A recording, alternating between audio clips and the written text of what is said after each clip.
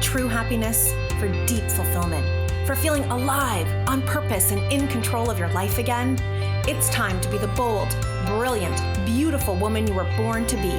Welcome to the PurposeGirl Podcast. I'm women's happiness and life purpose expert, Karen Rockkind, and I'm going to teach you how to live on purpose, feel alive, and be happy in every aspect of life. I'm going to get real about my life and interview women who are living on purpose so that you can finally live yours. Welcome to the show.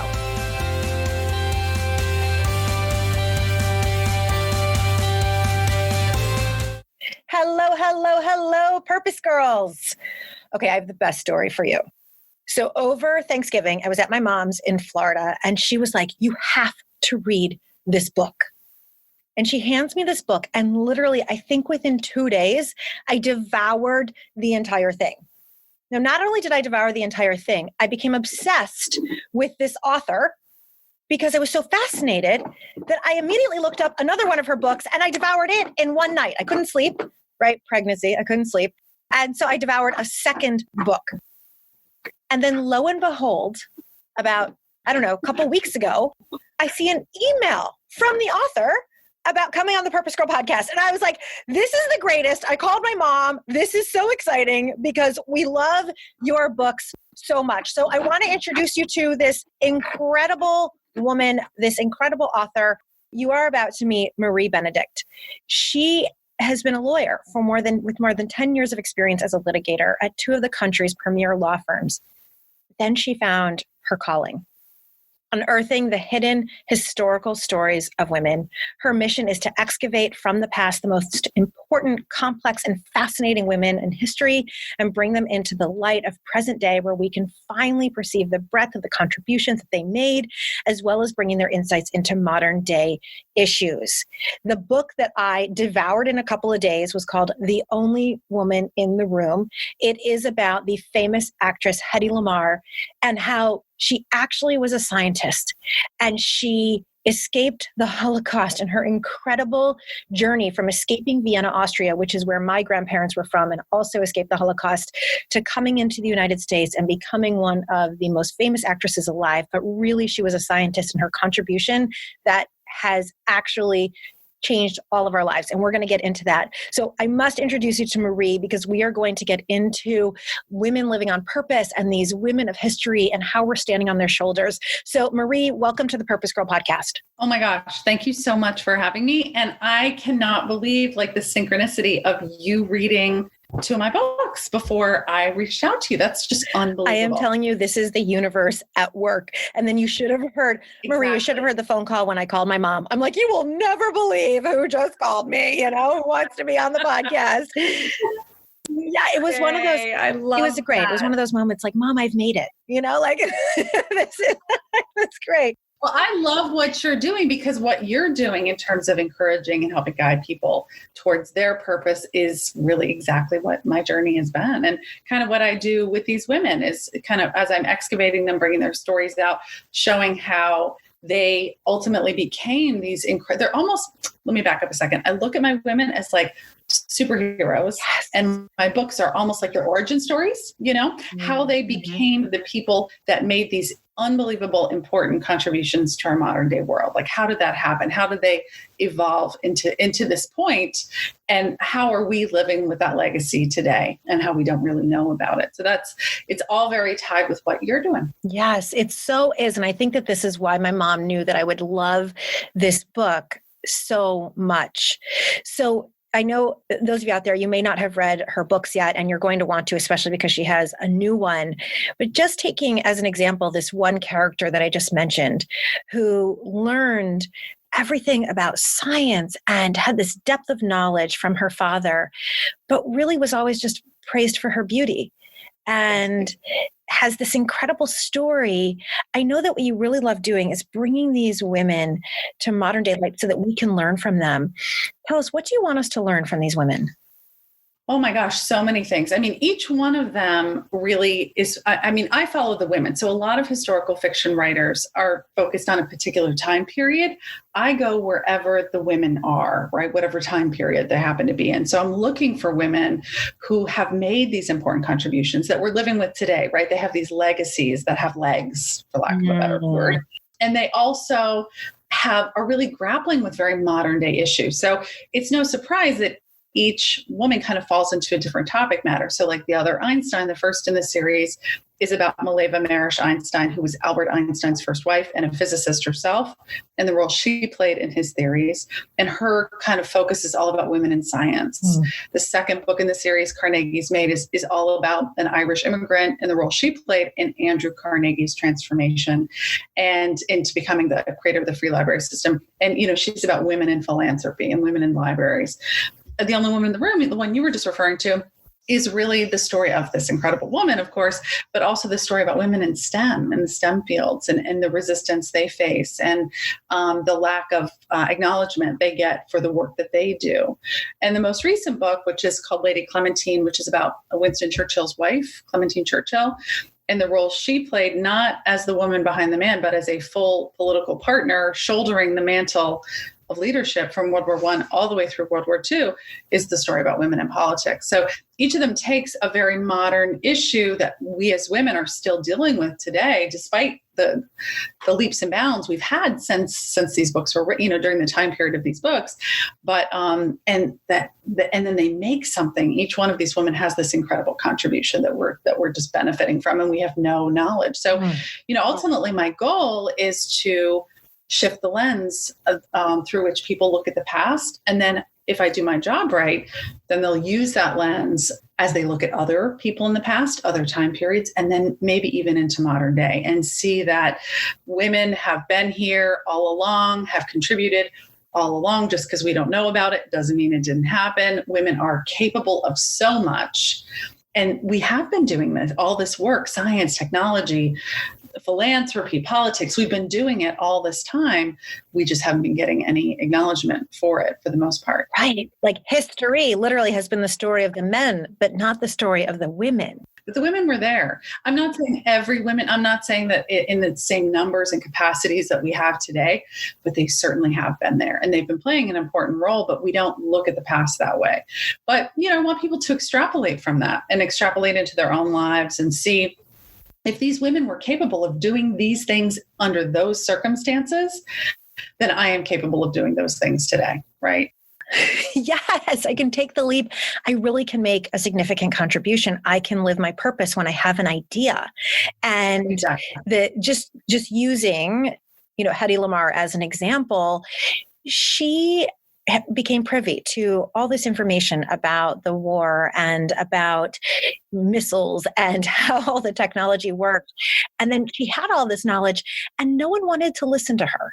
And this is something that women are still facing, right? Here we have equal rights. We're graduating in larger numbers from universities than men, et cetera, et cetera.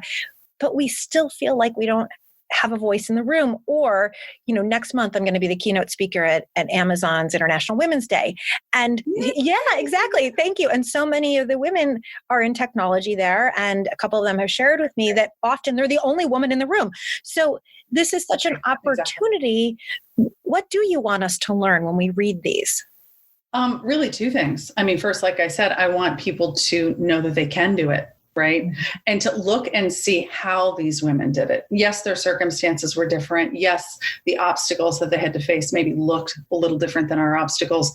But like I said, their origin stories, how those women got from where they were to where they leapt into the stratosphere and made these unbelievable contributions. And it's either inventions, theories, political decisions, inspired philanthropy, all these women. So when you look at that, I want people to say, I can do that too. Yes. I'm more than capable. Mm-hmm. And then to say, I'm not going to allow the things that occurred in the past to allow again here. I'm not going to allow the marginalization, the lack of acknowledgement, the kind of barrier to entry that we see time and time again. I'm not going to allow that to happen in this case. And then to start to look at themselves and the world around them differently and see that all these things are possible and capable because they've always been possible and we've always been capable, right? Yes. What I noticed, and I've read The Only Woman in the Room, and I read Carnegie's Maid. Carnegie's Maid was the one that I read in one night. I am newly pregnant and not really, thank you, and have not been sleeping well. And so maybe my body's getting ready, right? And, it's totally and so Carnegie's Maid I read in, one night. And as I'm reading, a similarity I saw in these characters was that they were creative, right? They were told no and they had obstacles and they were creative, even if it meant they had to kind of fib around and, make up, right? And they were resilient as heck. They had been through so much, but even no matter what they had been through, they kept rising up. They kept coming back. They kept, to their principles and to their values and to their purpose. Exactly. Yeah. And I think another thing that sort of crosses all the characters is they all had a core passion that they followed. So for each one of them, it's different, right? For Mileva Marish, she loves physics. Physics is the language that she speaks, and it's the way in which she sees the world. And that's her calling, her passion. With Clara Kelly, it's her sort of desire to better others, to help others rise up as she herself has pulled herself up. She's a young immigrant, had no access to education and wants to give others that opportunity. With The Only Woman in the Room, her purpose is science and invention with an end game, right? Her goal with her invention is to strike out against Hitler, to hope that all the terrible plans that she overheard that the Nazis were going to put in place, both in terms from a military perspective and also for the Jewish people, how could she use her skill set, her passion, her love of inventing to strike out and make a change? And with Clementine, from a young age, she had a passion for politics, but politics with an end game. She was very focused on bettering the lives of the laboring class and bettering women. And, she lived in a society that told her women could not have political power. So, she was married to a politician. Politicians' wives were never seen or heard from. And what she did was, working behind the scenes, she cobbled together the power that she could. And even though it derived from her husband, she cobbled together a significant amount of power and became a force and utilized her access to foster change for other people. So I cannot wait to read this. This is your new book, Lady Clementine. Yeah, that's the new one, Lady Clementine. Well, I probably won't be able to sleep tonight, so I'll make sure. Well, there you go. You got it. I'm just going to download it on Kindle, right? This is so good. So, they all have that. And, that's me. That's my story. I grew up with an abiding passion for history, and in particular for uncovering the unheard, unanswered questions of history and unheard voices. And that started way back when I was in middle school, when I read this book I had a wonderful aunt who was an English professor and a rebellious nun. And she was in charge of giving me books, and I was a voracious reader. And she gave me this book called The Mists of Avalon, which was the art. Have you read it? Oh my God. It's like my Bible. Yes. Oh my God. Are you serious? Most people have never read that book. Okay, then I don't need to tell you. Well, but tell our listeners. Tell our listeners. So I read it, and I think it was middle school, early high school. And it is it was groundbreaking for its time. We do this today, but it took the Arthurian legend and it told it from the perspective of the women. So instead of Arthur and the Knights of the Round Table and, the quest for the Grail being the focal point, it's the women's stories that are the focal point, Guinevere and Morgan Le Fay. And when I read that book, much as you probably did, it just changed my world. I opened up my eyes to the fact that there were all these different voices in history, women's voices, and they were not part of history, legend, lore. They weren't even out there. And it made me start to wonder, how is history fashioned? Why am I only hearing a couple voices when in fact history is comprised of so many voices and over 50% of the population? And from that book, it really led me down the path. I was a history major in college. I thought I was going to be a professor, an archaeologist, kind of uncovering these voices. But I got detoured. If you're a history major, people are like, well, what are you going to do with that? And there was a lot. there's a lot of societal pressure to go to law school. A lot of women were being encouraged to enter the legal ranks at that time. And I did. And I was successful. I worked at 2 huge New York City law firms, but I knew it wasn't what I was meant to be doing. I knew that wasn't my purpose. And eventually I kind of circled back to going back to where I started with the Mists of Avalon, kind of unearthing these different voices, different perspectives, and writing them back into the narrative. So my purpose is kind of showing how other women have a purpose, much like yours is, right? Yes. Showing the origin story of how that happens and how, in order to lead an authentic existence, and authenticity is a theme throughout all of my books. Mm-hmm. I'm sure you noticed The Only Woman in the Room, there's masks, and, there's always a pervasive theme of how to best lead your most authentic life. Mm-hmm. And for each of these women, it's a huge hurdle to do that. And yet they have this core abiding passion, much as I did. And it took, it was a long circuitous route for me to get back to where I started when I was like an early teenager. But eventually I got there and kind of pushed away the societal voices and started following that. That was a really long-winded answer to your question. I love it. Are you kidding? It's so good. I can't believe you've read The Mists of Avalon. Yeah, I did read The Mists of Avalon. Once I started really getting into the feminine and understanding that the wake-up call for me was, we've been living in a male-dominated world. I suppose at some point people realized this. I realized it. And what I was craving, what I was missing was the feminine and understanding what is feminine power. Because the only thing I had ever really known was what we had been taught was masculine power, which, power is power over people. And so I really was craving, and I was burning myself out, even though I had switched from corporate America into living my purpose and starting PurposeGirl and doing this incredible, fun, great work in the world. I was burning myself out because I was doing it in the masculine. So I started to really investigate the feminine, and a mentor recommended that book. And I say it's my Bible because I really saw these powerful women in different lights, but all operating from a feminine. Yeah, that's exactly right. And it's funny you say that, because now that you put it that way, that's how all the women in my books do too. They're all, when you kind of go back, they're not dominating. They're not overpowering. They have their purpose and they're going about it in a very direct, conciliatory isn't the right way, but collaborative way very often. Yes. And doing it in a way to get their end goals effectuated, but not by suppressing somebody else. Yeah, it's not the squashing. It is the including and the enrolling and the creative. And so I can see why I was so drawn to your work immediately. So funny. It's so funny. And now that I'm hearing, really, you are right. And I have read 2, and I know I'm going to read the others, that passion, these women had purpose, they had passion, and that this was the common theme. And which of course is what this show is all about. And when I read your story, that you had been a lawyer, and here you are now, a best-selling author, this is a dream I know of a lot of women who are in corporate, or they're a lawyer, or whatever they went into, and they really want to make the shift. So that was really brave of you. I mean, really brave. So can you share how you I did it.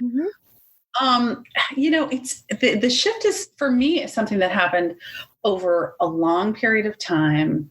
And I had to, it takes a certain amount of surrender of the trappings of societal approval in order to do that. I knew I didn't love the law. I went into it because I was good at it. I was getting a lot of societal affirmation from being in it, working at this super high level.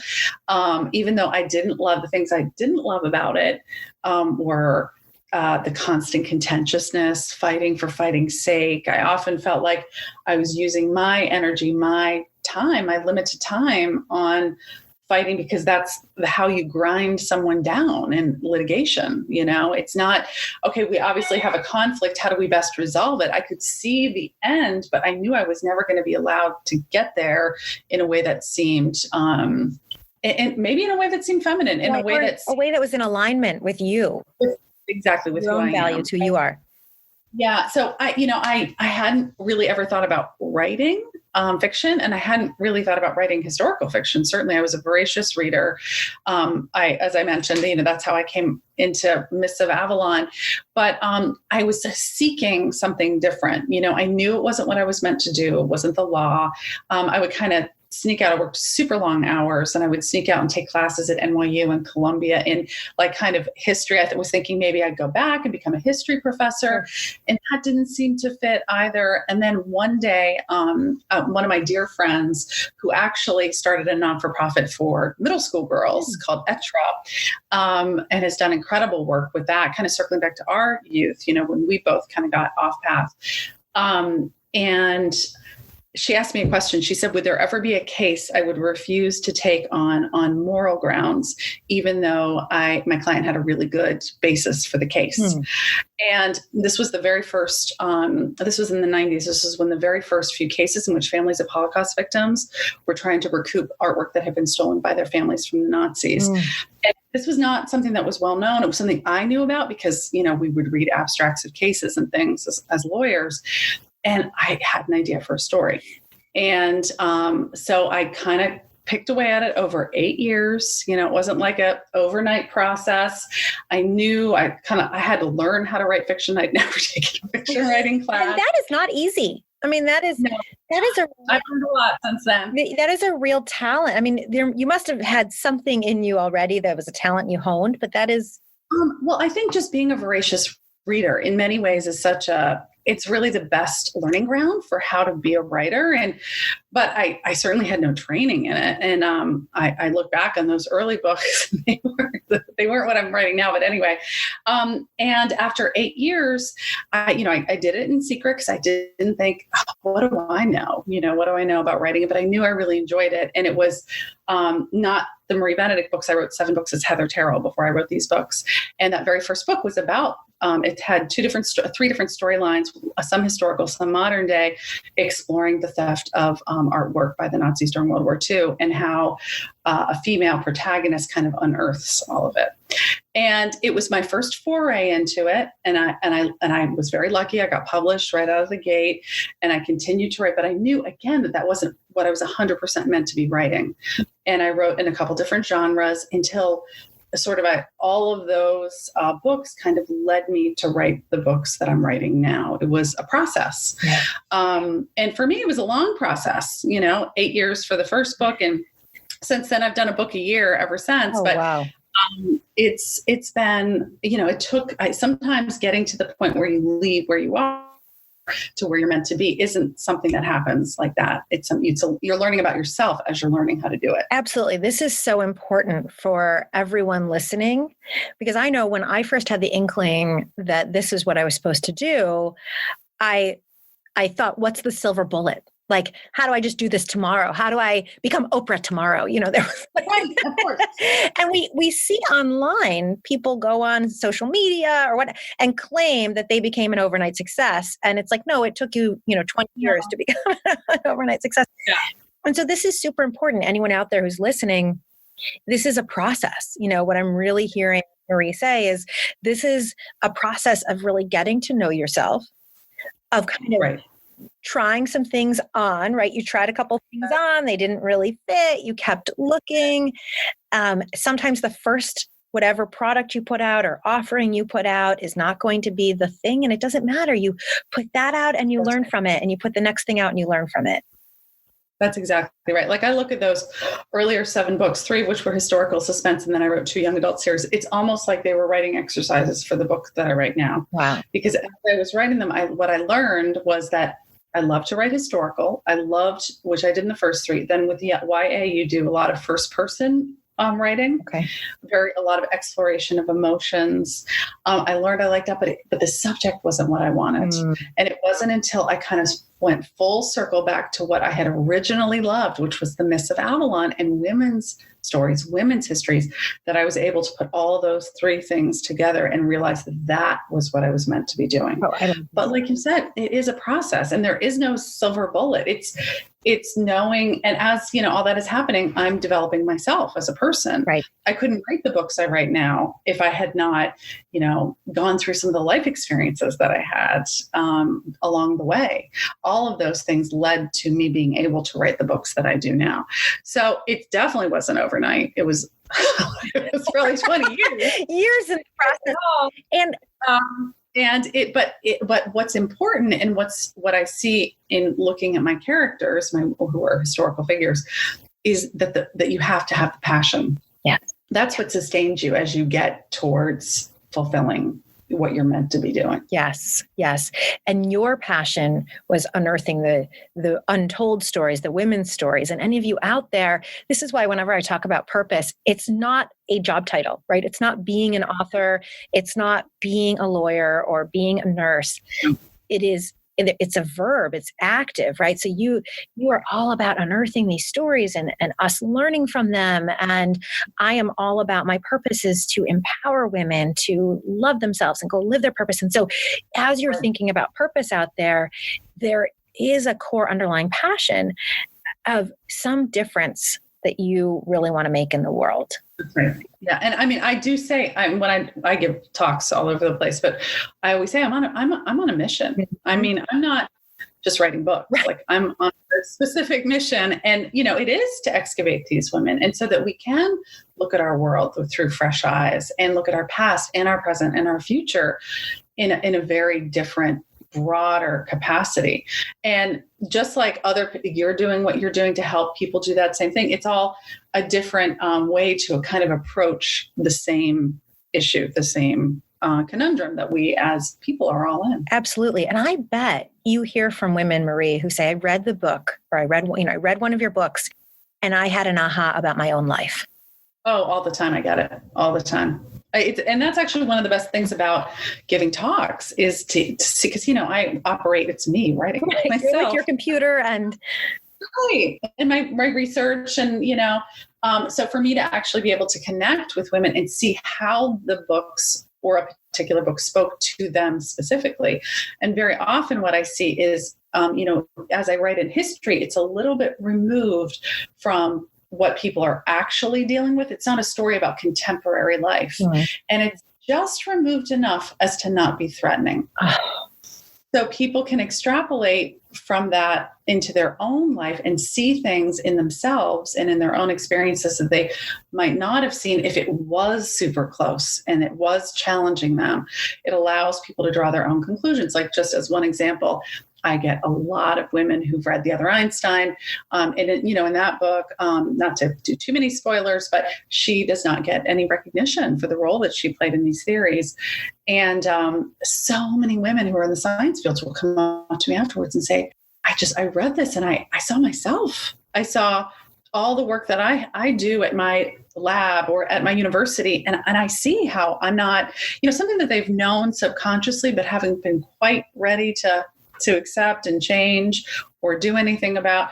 And if they had read a book that really tackled that issue head on, it might just be a little bit too much, a little bit too close. And so I hope if I do my job right at the end, it gives people not just a lesson about the world exterior, but the world interior as well. Well, I can tell you as one of your readers, you absolutely do that. You absolutely do that.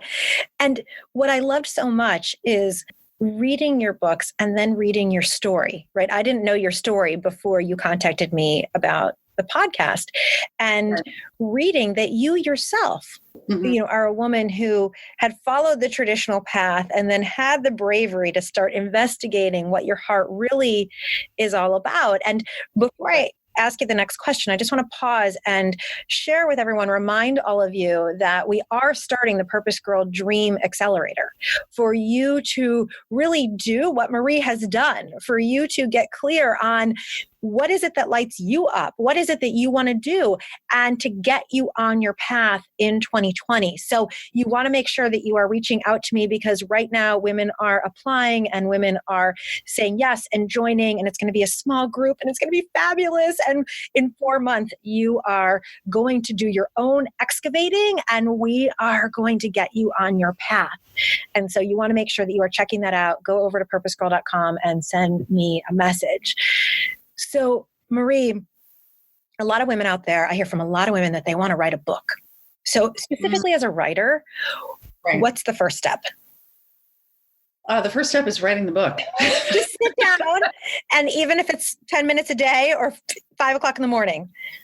Because you know what, I get lots and lots and lots of people who tell me they have ideas for book, but the very first step for anybody is not just having an idea, it's actually doing it. And not overthinking it, not overanalyzing. And so many people get stuck on making the perfect first sentence, perfect first chapter, perfect, that's not how it goes. I mean, writing is literally a work in progress. You're going to constantly edit it.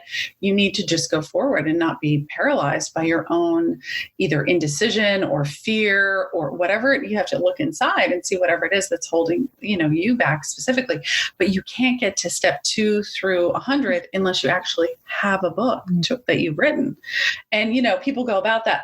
Everybody has their own journey to writing. Some people get masters in fine arts and they do it formally. You've heard from me. I had to figure it out as I went along. Right.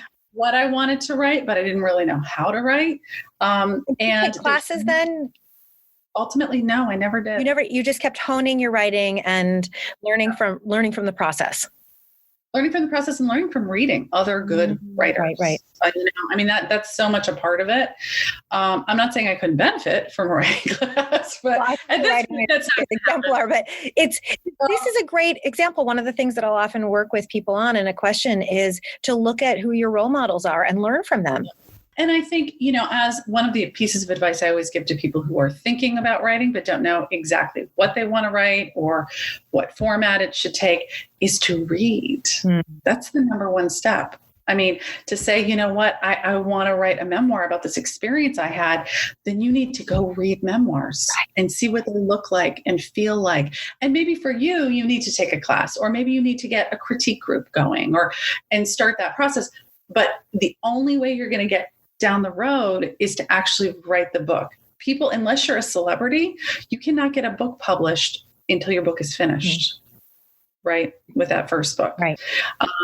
After that, now I don't need to write a full book to have a contract. I sell proposals, but I'm, 10 books down the road. Right. I'm at a different stage in my career. So, but that's always the first step, is to write the book. And however you need to get there, whether it's reading, taking classes, getting a group going, but to take that step instead of simply talking about it and thinking about it is to take the leap. Right. I mean, action is the antidote to fear, right? I mean, and that perfection, I have several books in me, and it has been probably 8 years that I've been working on a couple of them. So maybe that 8 years is the magic number, and that perfection voice. So this is helpful for me. So thank you, Marie. You need to get rid of that voice, because that little creature that lives inside our head, that's society. That's not us. Right. That's society tell us we have to be X, Y, and Z, and you need to just jettison that voice. Right. We just need to get it on paper. And then this is, tying it into your mission.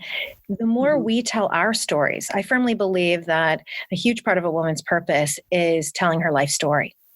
Oh, definitely. Right? Because we have lived through so much, and someone somewhere needs to hear it. And so all of you out there who do want to write your own story, the tie-in with your books, Marie, is let's not let our stories be hidden. Right, exactly. You need to excavate yourself from the past, from your own past, and bring your own self into the light. And whether that's a book, or whether that's a podcast, or whether that's a business, whatever that looks like. Or a conversation with your kids, like making sure that you are, right, these are all purposeful ways that we can move forward, that we are standing in our own story, we're owning it and claiming it. 100%. 100%. And that's a theme in all of my books is, women in the past didn't always have that, that capacity. Society didn't give them that latitude. And we are starting to get that latitude, but until we rise up and claim it, it's not going to happen. It's not. People are going to be happy to have us exactly where society, the little box that society has placed us. Preach, sister. Yes. Okay. I already can tell, Marie, you and I are like, oh my God. Right there, Miss Babylon. Right, the whole thing. This is so true, everyone, right? So no one is going to come tap on your cubicle or on your door or on your home and say, I want you to write the next great memoir, or I want you to open the daycare that our community needs. We have to be the ones, and we will continuously and continually hear that that men make more than us, and see the small percentage of women at the top, unless we are the ones, right? If you want a promotion, let's not lament that there are not more women in the room. Let's be the woman who stands up and says, hey, here's why I deserve to be in that room. That's exactly right. Because it's easier for everybody else if we stay where we are. Yes. That's easy. That's easy for, underline that. It is easier for them. Yes. It's easier for them. It's easier for your company. It's easier for your family. It's easier for your friends if you fill that same old role that you're unhappy with. Mm-hmm. If you don't, just like you said, if you don't step up and own it yourself, you will continue in that path. I would still be a corporate lawyer, commercial litigator in New York City today, because that was the easier route. And that's what everybody was telling me was the right thing to do. But I knew it wasn't the right thing to do. I knew it wasn't. And it wasn't a pretty process to get there, but at some point you have to commit to the process. That doesn't mean you have to quit your day job to do it, but it does mean you have to take that next step instead of saying, I'm going to write a book one day. Well, how about today be that one day? Yes. How about you figure that out? Is the first key. Right. Absolutely. Marie, I could talk to you forever, and I know that we are. Oh my goodness! And I know that we are running out of time. And I know. I'm sorry. I have to go give us. No, you are on book tour. I'm so glad that you fit us in. This is fantastic. Thank you for having me. It is my pleasure. I want to ask you one last question. Sure, of course. So deep in your heart, what is one thing you want every woman to know? Oh, that they're capable of anything. Mm-hmm. They're capable of whatever they set their mind to. They just have to set their minds to it. Yes. Yeah. That's what I believe. I believe we are all, and I see that with all the historical women I look at. They are capable of anything, everything. It's a matter of our commitment and our will. Yes.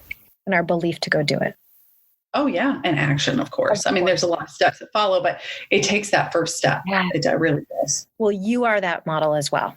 Right. Thank you. You too. Thank you. Oh my gosh. Seeing your path and what you've done, you are modeling it for us, and you are modeling in your own life and in the characters.